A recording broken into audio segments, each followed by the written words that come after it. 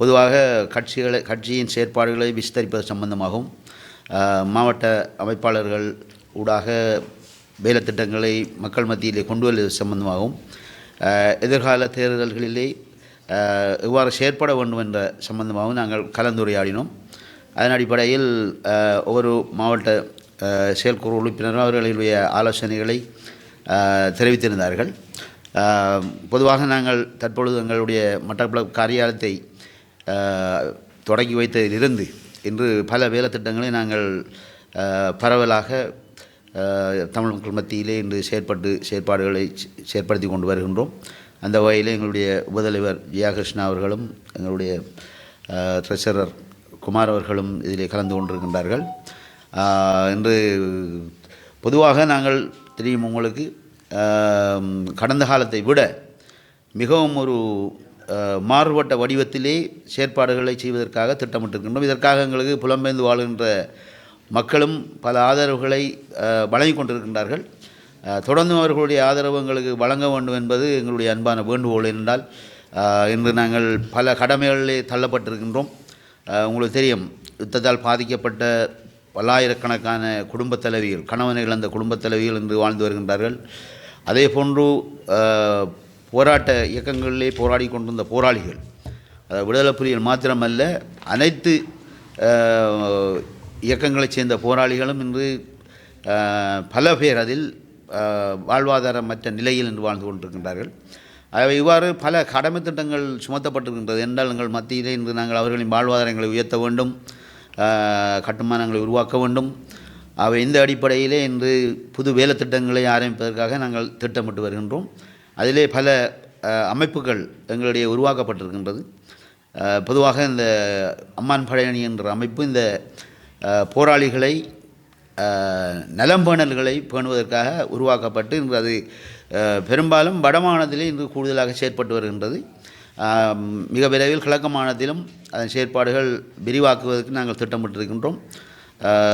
அதிலே அவர்கள் பல வேலை திட்டங்களை அவர்களுக்கு வழங்குவதற்கும் தொழில் வாய்ப்புகளை ஏற்படுத்துவதற்கும் சில முயற்சிகளை நாங்கள் மேற்கொண்டிருக்கின்றோம்.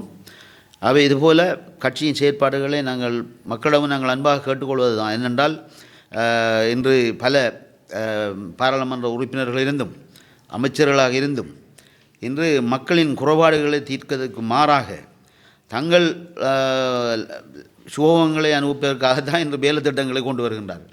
வீதி அமைப்பதற்காக இன்று மட்டக்களப்பு மாவட்டத்தில் பல வீதிகள் அமைக்கப்பட்டாலும் அதிலே பல 10% மேற்பட்ட கொமிஷன்கள் வாங்கப்படுகின்றது.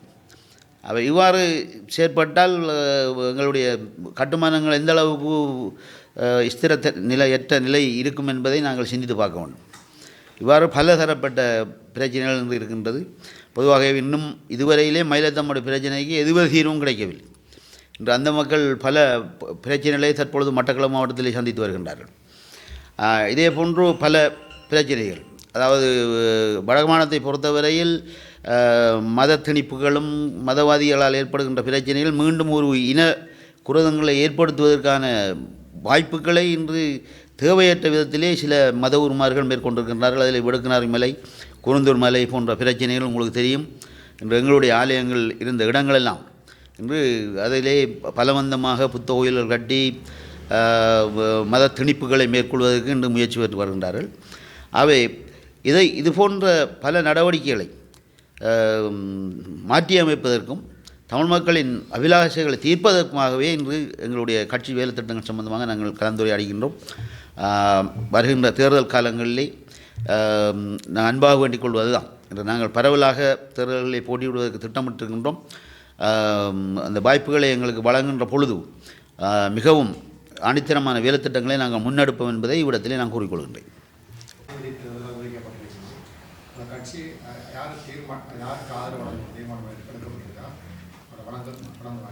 ஆமாம், நாங்கள் பொதுவாக ஜனாதிபதி தேர்தலில் மிகவும் பல கட்சிகளுடன் ஏற்கனவே கலந்துரையாடி இருந்தோம்.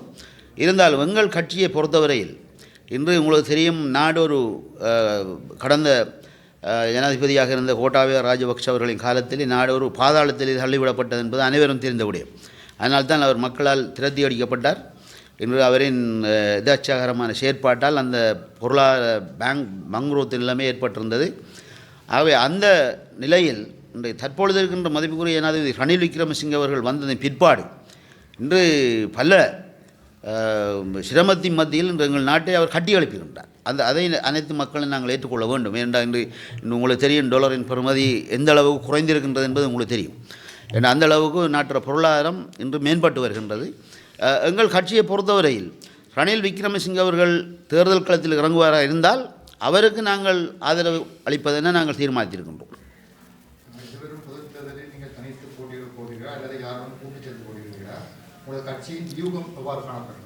ஆமாம், நாங்கள் அதை அதாவது எங்களுடைய கட்சியின் செயற்பாடுகள் பரவலாக நாங்கள் ஏற்படுத்தி வருகின்றோம். அந்த இறுதி கட்டத்தில் நாங்கள் கூட்டிச் சேருவதால் தனித்து போட்டியிடுவா என்பதை இறுதி கட்டத்திலே நாங்கள் அறிவிப்போம் என்பதை இவ்விடத்தில் தெரிவித்துக் கொள்கின்றேன்.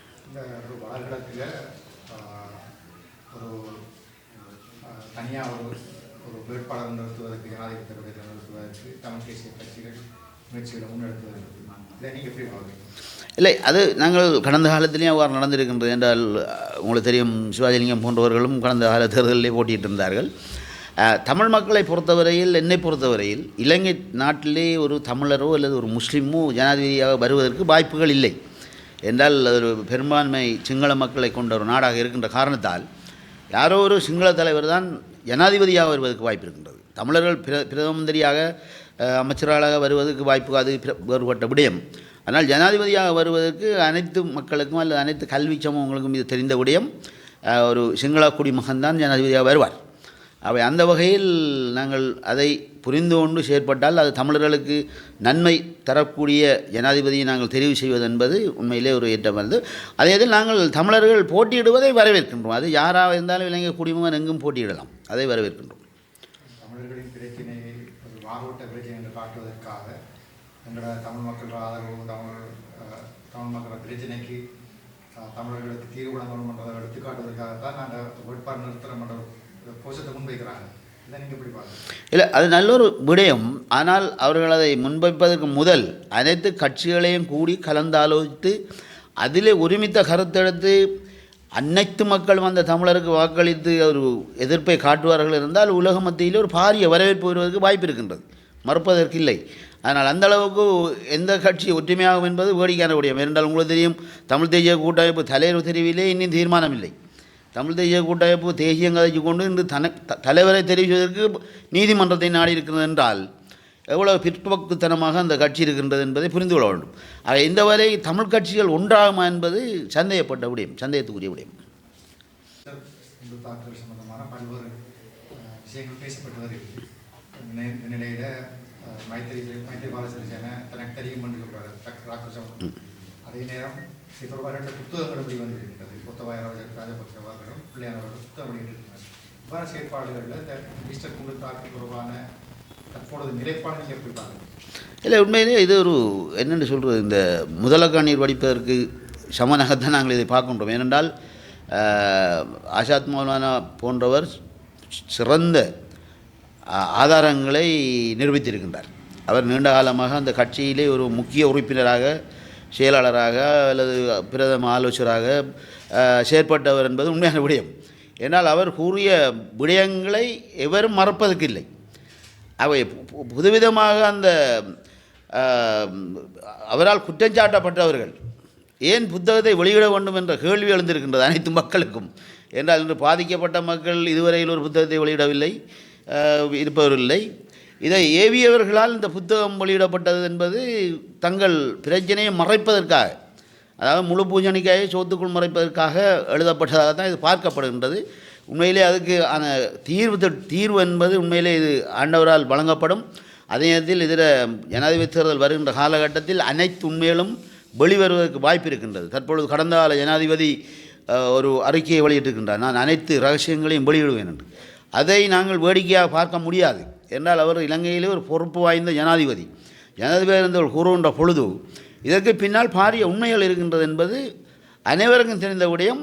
இது எதிர்காலத்திலே இது வெளிப்படையாக நிரூபிக்கப்பட்டு இதுக்குரிய தண்டனைகள் வழங்கப்பட வேண்டும் என்பதுதான் என்னுடைய எதிர்பார்ப்பு. என்றால் இந்த பல ஆண்டுகள் கலந்தாலும் நாளை வருகின்ற ஞாயிற்றுக்கிழமை இந்த ஈஸ்டர் நினைவை வருகின்ற பொழுது எந்த நாளும் நாங்கள் எங்களுடைய இந்த சென்ட் செபஸ்தியான் தேவாலயத்திலேயே கொல்லப்பட்ட 22 அந்த குழந்தைகள் பச்சிளம் குழந்தைகளைத்தான் நாங்கள் நினைத்து பார்க்கின்றோம் என்ற அந்த அளவு கொடூரமாக அந்த குழந்தைகள் சிதறடத்தி கொல்லப்பட்டார்கள். அவை இதற்கு காரணமானவர்கள் தண்டிக்கப்பட வேண்டும் என்பதுதான் எங்களுடைய கட்சியுடனும் என்னுடையதும் ஆணித்தரமான வேண்டுகோள். திரட்டுவதற்கு நடவடிக்கை எடுப்பதாகவும் முன்னாள் போராளிகளை ஒருங்கிணைப்பதற்கு அம்மானோட உத்தரவிட்டதாகவும் சிங்கள ஊடகங்களில் செய்தி விடுவது ஒன்று இருக்குது. இது ஒரு உண்மையான ஏற்பாடு என்ன? சிங்கள ஊடகங்கள் இல்லை, இப்போ சென்ற வாரமே தமிழ் ஊடகங்களை நாங்கள் கொடுத்த ஒரு செய்தி தான். வடக்கில் குறிப்பாக வடக்கு வன்னி பெருநிலப்பரப்பில் இருக்கிற எங்கள்ட விழுப்புண்கள் அடைஞ்சு, அதாவது முன்னாள் போராளிகள் எல்லாரும் பர்மக்கேட்டு கோட்டின் கீழ் இருக்கிற அனைத்து போராளிகளையும் ஒன்று திரட்ட சொல்லி எனக்கு தலைவரால் உத்தரவிடப்பட்டது. அப்போ நான் அதை சரியான முறையில் செய்து கொண்டிருக்கிறேன். நான் எங்களுடைய அந்த அறிவிப்புக்கு பிற்பாடு நிறைய போராளிகளின் தொடர்பு வந்து கொண்டிருக்குது. ஏன்னா அவைகளுக்கான உதவி திட்டங்கள், வாழ்வாதார திட்டங்கள், இதே போன்று அவையங்களை இழந்திருக்கிற போராளிகளுக்கான அபயங்கள் வழங்கும் திட்டங்களை நம்ம எங்களிடம் இப்போ செய்து முடிக்கணுமன்ற ஒரு இடத்துல இருக்கிறோம். நாங்கள் சில பேர் கேட்டிருக்கிறோம் இது சம்மந்தமாக, என்ன இவ்வளோ காலம் அம்மானு ஒன்றும் செய்யலை, 15 வருஷமாச்சு ஒன்றும் செய்யலை, இப்போ திடீரெண்டு வந்து நிற்கிறாருன்னு சொல்லி. இவ்வளோ காலம் இவ்வளோ செய்யலை, அதனால நாங்கள் திடீரெண்டு வந்து நிற்கிறோம். அதுதான் அதுக்கான பதில். ஏன்னா நிறைய சமூக வலைத்தளங்களில் பேரூர் தெரியாதாக்கள்லாம் போடினோம். என்ன இவ்வளோ திடீரெண்டு என்ன காரணமாக வந்து நிற்கிறார், இதுக்குள்ள சிங்கள அரசு களமுறக்கி இருக்குதுங்கள் என்று. சிங்கள அரசு யாரங்களை களமுறக்கிறதுக்கு ஏற்கனவே களமுறங்கின ஆக்கள் தானே. அப்போ அதனால் ஒரு தடவை எங்களை களமுறக்க தேவையில்லை. நாங்களும் இதுவரை ஒரு தடவை செய்யலை, அதனால் நாங்கள் செய்கிறோம். அவ்வளோதான். அது ஒரு தலைவற்ற பணிப்பு தான்.